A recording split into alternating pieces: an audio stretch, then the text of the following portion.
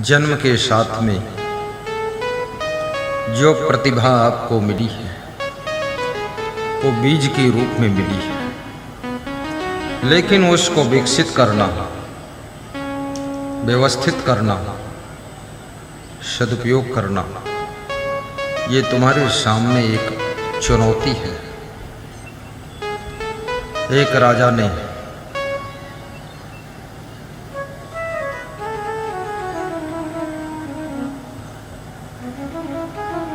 अपने तीनों पुत्रों की बुद्धि का परीक्षण किया कि जो सबसे अधिक बुद्धिमान होगा उसको राजा बनाऊंगा।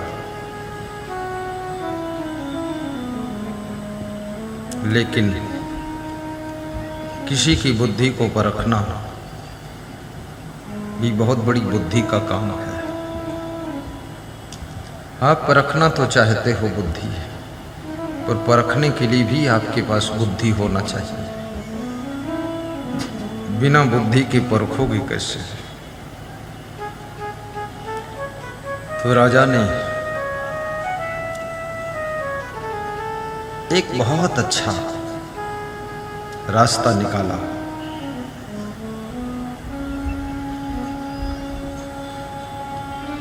तीनों बच्चों को बुलाया और कहा कि बेटा, मैं तीर्थ यात्रा पर जा रहा हूं, कुछ दिनों के बाद लौटूंगा।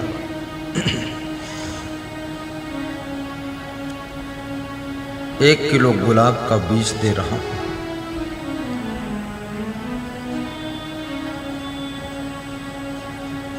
ये फूल के बीज जब मैं लौट कर आऊंगा तो वापस मांगूंगा, मुझे सुरक्षित देना। तीनों को एक एक किलो बीज दे दिया। पिता तीर्थ यात्रा पर चला गया। मंत्री गण राज शासन को संभाल रहे। वफादार मंत्री राजा की अनुपस्थिति में भी राज सत्ता को सलामत चलाते रहते। वफादार कर्मचारी मालिक के एब्सेंट होने पर भी कारोबार को बिगड़ने नहीं देते।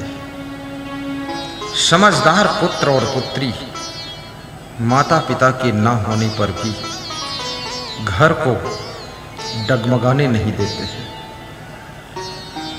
बुद्धिमान और वैराग्यवान शिष्य गुरु के अनुपस्थित होने पर भी आश्रम को डाउन नहीं होने देते। याद रखना, हर जगह समझदार, वफादार, ईमानदार, जिम्मेदार और परिश्रमी व्यक्ति की आवश्यकता है।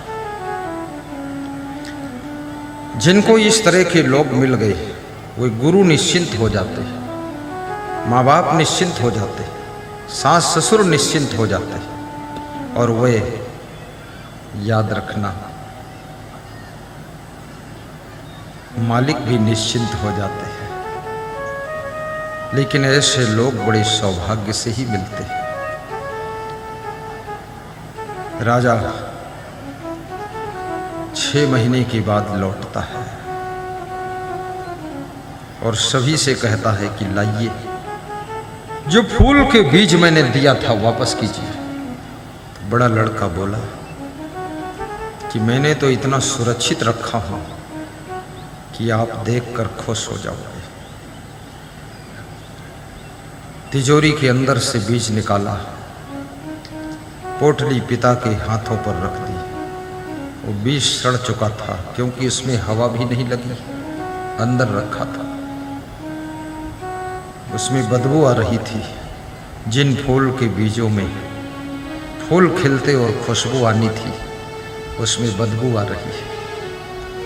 पिता मुस्कुराया और कहा ठीक है। दूसरे लड़के से कहा तुम वापस करो। दूसरा लड़का बोला कि मैंने वो बीज बेच दिया था, उसके पैसे बना लिए, क्योंकि बाप का क्या भरोसा कब लौटे, बाप का क्या भरोसा कब लौटे। लौट कर आए ना आए, सालों बाद आए। मैं अभी बाजार से फूल के बीज खरीद लाता हूँ, आपको दे देता हूँ। खरीद कर लाया, दे दिया। तीसरे लड़के से बीज मांगा। उसने कहा कि पिताजी मैं आपको दिखा नहीं सकता, आपको चलना पड़ेगा। वो फूल का बीज मैंने ना तो तिजोरी में रखा है, ना उसको बेचा, उसको मैंने खेत में बो दिया और फूल सब खिले हुए हैं। आप कष्ट करके चलिए और देख लीजिए। देखा जा करके 2 एकड़ में फुलवारी खिली हुई है। पिता का दिल भी खिल गया कि तीसरा बच्चा वास्तव में समझदार है।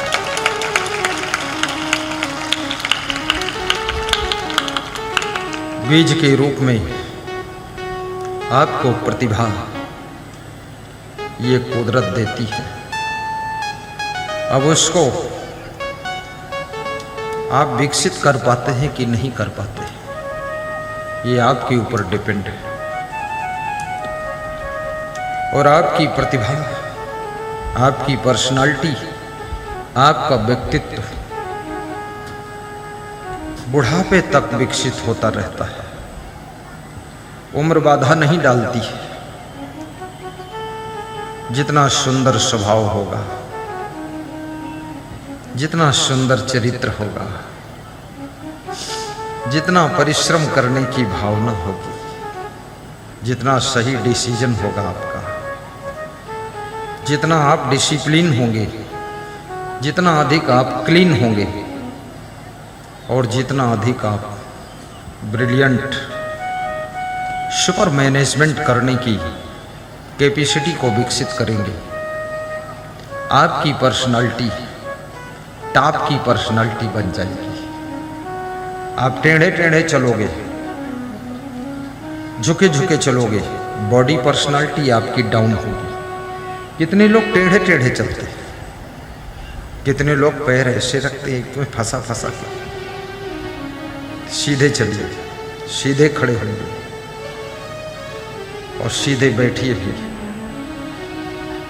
और कोमल आंखों से लोगों को देखिए, घूर कर मत देखिए, प्रेम की दृष्टि से देखिए और मधुर वाणी बोलिए।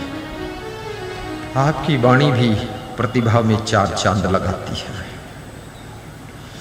भाषण करना भी सीखो। कितने लोग राजनीति तो करते हैं, बोलना नहीं आता है।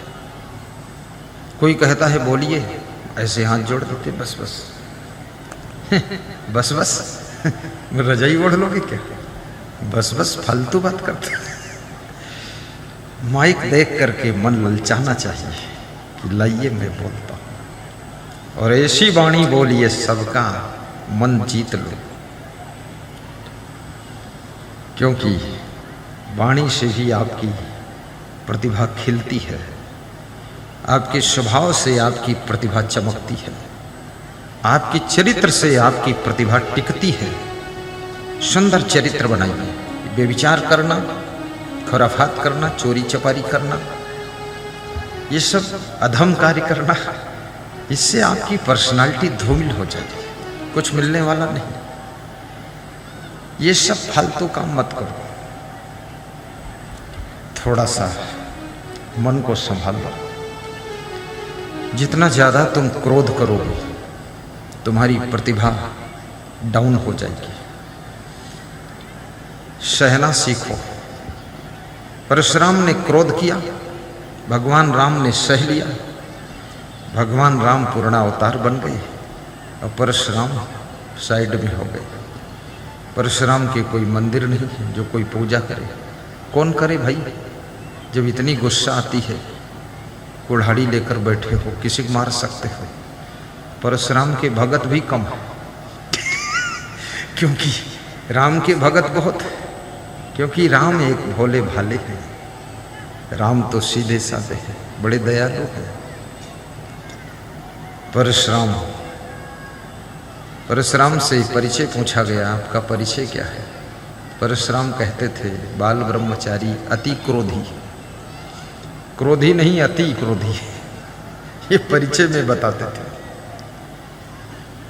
तुम्हारा क्रोध जगह जगह तुम्हारा विरोध खड़ा कराता है। तुम्हारा क्रोध तुमसे लोगों को दूर कराता है।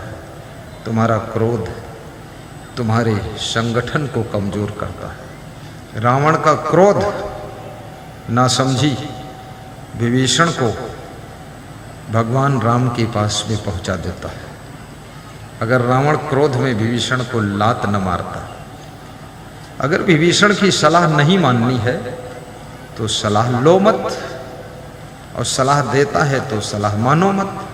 लेकिन लात मारने की क्या जरूरत? लात मार दिया और लात मारा, बात बिगड़ गई। विभीषण सोचने लगा कि अब यहाँ मेरा स्थान नहीं है, राम के पास चलो। विभीषण का राम के पास जाना रावण के मृत्यु के कार्यक्रम की तैयारी प्रारंभ हो जाती है। घर का भेदी लंका ढावे, जो घर के भेदी होते ना वो लंका दहन करा देते। रावण यदि विभीषण पर क्रोध न करता तो भगवान राम को भी थोड़ा रावण से विजय पाने में कठिनाई हो जाती, टाइम लग जाता है। लेकिन राम का सरल स्वभाव, रावण ने अंत में कहा था, हे राम, आपने हमको नहीं जीता है। कैसे? तो रावण ने कहा कि आपका भाई आपके साथ में खड़ा था और मेरा भाई भी आपके साथ खड़ा था, इसलिए आपकी जीत हुई है।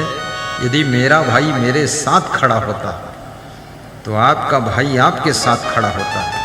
तो हे राम, ये युद्ध 50 साल चलता रहता, कोई फर्क नहीं पड़ता। लेकिन मैं क्रोधी अपने भाई को लात मारकर भगा दिया, इसलिए मेरी हार हुई है। तो राम ने कहा कि आपके मैं के कारण आपकी हार हुई है। मैंने आपको नहीं मारा है, आपके मैं ने आपको मारा है। आपका जो अहंकार, जो मैं, जो घमंड, उसके कारण आपकी मृत्यु हो रही है। राम कहते हैं मैं आपको नहीं मार सकता, मेरे क्या क्षमता है, मैं तो तार सकता हूं, मार नहीं सकता। लेकिन याद रखना, क्रोध आपके व्यक्तित्व को धूमिल करता है। लोभ आपकी पर्सनालिटी की चमक को कम कर देता है और काम वासना आपको बहुत नीचे गिरा देती है। पृथ्वीराज चौहान, जिनमें बाण विद्या की इतनी बड़ी कला थी, इतनी पर्सनालिटी थी, संयोगिता के मोह में आकर्षित होकर के मोहम्मद गोरी के द्वारा बंधित किए जाते हैं, आंखें फोड़ी जाती हैं उनकी। याद रखना, जिन आंखों से संयोगिता के रूप सौंदर्य को देख करके मोहित हुए थे, वह आंखें मोहम्मद गोरी के द्वारा फोड़ दी जाती है। इसलिए आंखों को भी बस में रखिए, कभी भी आंखों की चंचलता में भी मत पड़िए। ये छोटी सी आंखें बहुत बड़ा कांड कर देती है। ये छोटे से कान बहुत गलत चीज़ों को सुन करके आपको गलत पथ पर चलने के लिए प्रेरित कर देते हैं। ये छोटी सी जिह्वा, द्रौपदी की जीभ दुर्योधन के लिए गलत शब्द बोल देती है, जिसका परिणाम महाभारत ठन जाता है। इसलिए अपनी छोटी सी जीभ को भी कंट्रोल रखिए। याद रखना, जिसकी जबान कंट्रोल है और जिसका ईमान कंट्रोल है, ईमान और जबान, वह व्यक्ति बहुत कुछ कर सकता है, वो साधारण नहीं है। क्योंकि बोलने के लिए तो सभी बोलते हैं, कहाँ कब क्या कैसा बोलना चाहिए, ये ज्ञान बहुत लोगों को कम होता है। साहिब बंदगी बोलिए, जो कुछ लिखा ललाट में सो होए परिणाम, चाहे पड़े घर रंग के, चाहे महीपति था। जो कुछ ललाट में लिखा है हे बेटा, वही परिणाम भोगना पड़ता है। हे ध्रुव, तुम राजा के बेटे हो, लेकिन आज झोपड़ी में रहना पड़ता है और शेर भर अन्न खाने को मिलता है। तो ध्रुव ने पूछा, मां ऐसा क्यों हुआ ये? आप भी तो राजा उत्तानपाद की बड़ी रानी हो। राजा उत्तानपाद मेरे पिता हैं, तुम उनकी पत्नी हो।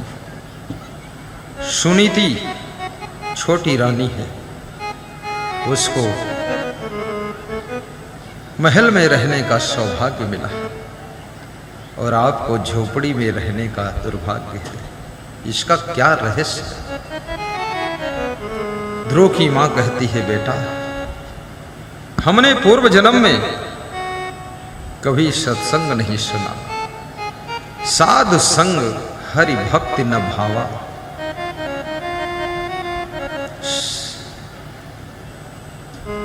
सूकर सम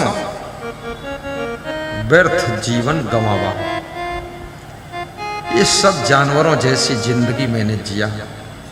पूर्व जन्म में मैंने ना तो हरि की भक्ति किया, ना कभी सत्संग सुना, उसका ये परिणाम। और बेटा सपने हो दान दीन कछु नहीं, हमने स्वप्न में किसी को दान भी नहीं दिया। स्वप्न दान का भी स्वप्न आता है, भंडारे का सपना आता है। कभी कभी तुम सपने में दान पुण्य करते हो, खर्च तो कुछ नहीं होता है, लेकिन आपके मन को अनुभूति होती है कि हमने दान किया है। कभी कभी सपने में तुम भंडारा करते हो। भोजपुरी या मध्य प्रदेश राजगढ़ जिले में महान भक्त अंकित विश्वकर्मा, उम्र 18 वर्ष, कह रहे थे 2 बार सपने में आपका सत्संग करा चुका हूं। पूरा पंडाल लगा था, आप प्रवचन कर रहे थे व्यास गादी पर, 20,000 लोग सुन रहे थे। स्वप्न में सत्संग कराया तो हमने कहा खर्चा कुछ हुआ? बोले कौड़ी खर्च नहीं हुआ, 2 बार हो गया प्रवचन, 3री बार अब जागृत अवस्था में सत्संग कराऊंगा। 3री बार जागृत अवस्था में कराया। 18 साल का बालक अंकित विश्वकर्मा, पूरे गांव के लोगों ने उस बालक के भावों को देख करके सहयोग दिया और प्रोग्राम सफल हुआ। मध्य प्रदेश राजगढ़ भोजपुरी या गांव में